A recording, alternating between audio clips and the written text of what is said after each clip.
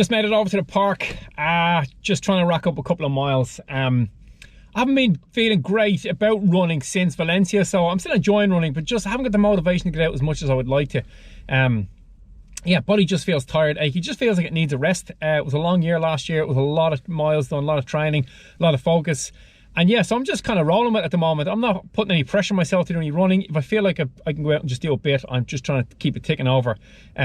We've got one more week. Well, I'll finish out this week and then one more week left in this year. And then come January, it'll be time to just crank it and ramp it back up again. But for the moment, I'm just kind of letting my body do what it wants to do. I'm not worried about the fitness. I'm not worried about the speed. I mean, obviously all that's going to be dropping, but it will come back really quickly as soon as I get into the January miles, I suppose.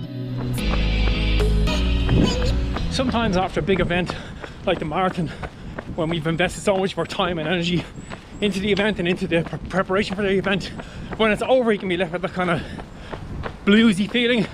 You know, your brain is still looking for the satisfaction of investing in something, but your body just needs the downtime to rest and recover.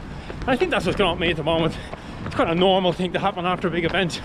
Like I said before, I've done 23 marathons now in total, and this feeling is not unusual to me. You just gotta find a way to keep ticking over until you start preparing for the next one. When the race finishes, I suppose what the blues are, what the post-race blues really are, is the brain is scrambling to trying to make sense of the fact that now when it gets stressed or agitated, it doesn't have a way, an outflow for that. And when you're training for a marathon, the daily chore and the weekly grind of trying to get all the sessions done is a great way for the mind to keep occupied, and a way for it to deal with the stress and the agitation of daily life.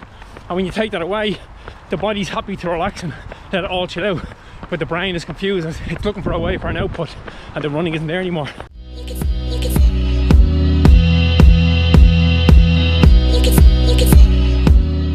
Since the marathon finished as well, I spoke in the last video about how I use the idea of asking myself if the food's going to make me a faster runner, and then I used that to trim some kilos last year. But since the marathon finished, I just kind of go into take it easy mode. It's Christmas time as well, so it's a fortunate time with the Valencia Marathon, so I've been enjoying myself. We're out for lunch, my wife's family, myself, my daughter, been for coffee a few times, eating scones and croissants and whatnot, just enjoying the kind of normal daily grind that I would usually do when I'm not in marathon training. Throughout the year, as marathon runners, we tend to make a lot of sacrifices in terms of missing out on social events and missing out on family events when we're training for a marathon, particularly when you're right in the thick of the marathon training. I had my birthday this year, 6 weeks before Valencia, and you're kind of happy at those periods to make the sacrifice because you know it's moving you forwards.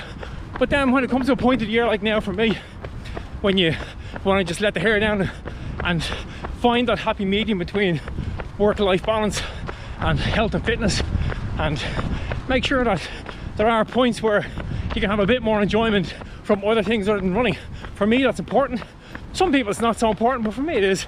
Like I said, I've been doing this a long time, and it's something that keeps me focused.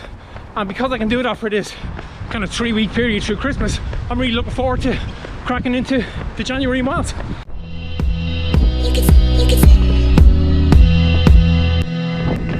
So for me, I'm just gonna tick it over Christmas, get a couple of miles in every day, every other day, whatever I feel I'm up to, and then come January, I'll start to ramp the mileage back up again. I'll go up quite quickly through January. I'll do a big week the first week and bigger the second, third, fourth.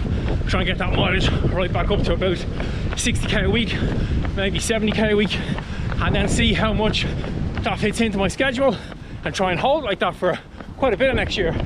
I certainly need more miles next year if I want to run faster time in the marathon. That's going to be the plan. That's pretty much me. That's where I am. That's what I've been doing since the marathon. It's getting a bit windy now, so I'm going to wrap this up. So remember guys, run far, run fast, possible, run sensible, and make sure you have a lovely Christmas. Happy Christmas everybody. I'll see you all before the new year.